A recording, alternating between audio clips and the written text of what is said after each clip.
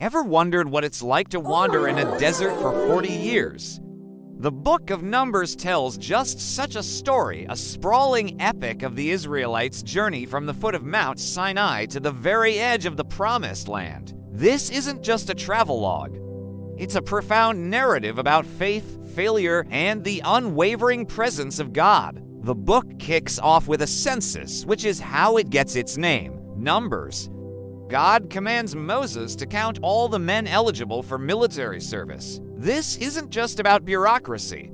It's about organizing a newly freed people into a cohesive nation, a holy army ready to follow God's lead. They are structured into 12 tribes, each with its own banner, camped in a specific formation around the tabernacle, the dwelling place of God. This visual arrangement is powerful. God is literally at the center of their community, their lives revolving around His presence. With everything organized, the journey begins.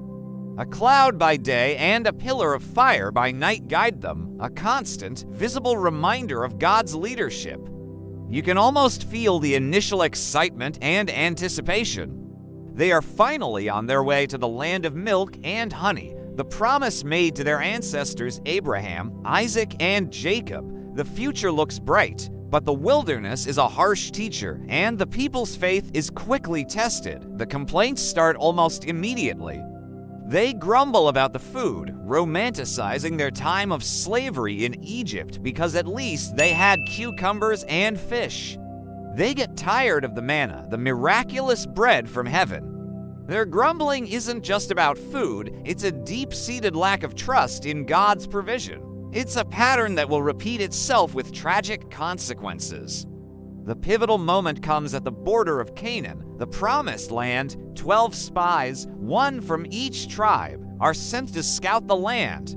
They come back with a mixed report. Yes, the land is incredible, flowing with milk and honey, just as God promised.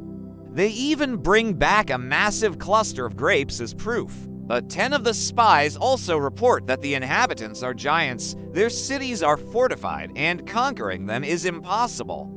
They see themselves as mere grasshoppers in comparison. Only 2 spies, Joshua and Caleb, have a different perspective.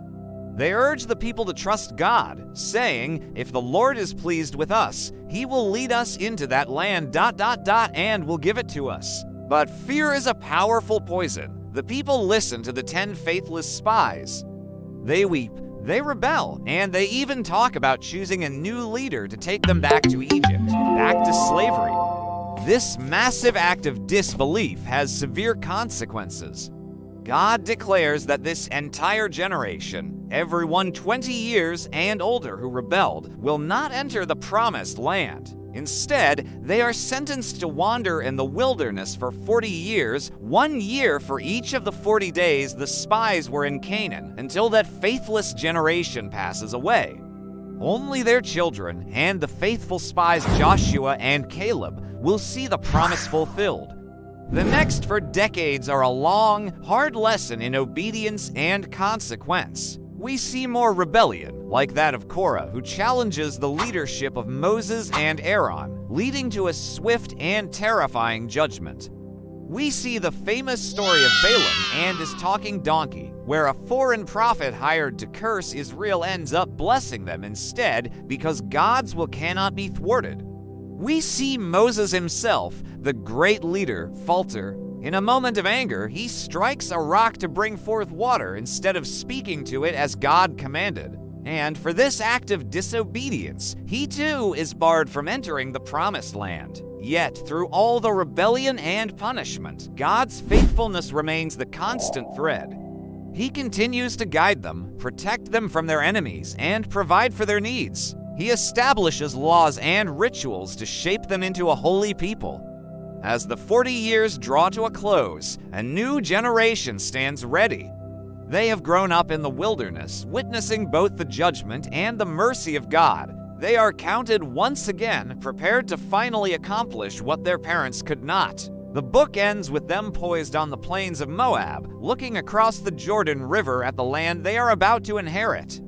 The book of Numbers is a raw and honest account of the human struggle with faith and doubt. It's a story that reminds us that the journey with God is not always easy, that our choices have real consequences, but that even in our wandering, even when we fail, God's guidance is steadfast and His promises are true. It's a powerful testament to a God who walks with His people through deserts and difficulties all the way to the promised end. Thank you for watching, and if you enjoyed this summary, please like, share, and subscribe for more stories from the Bible.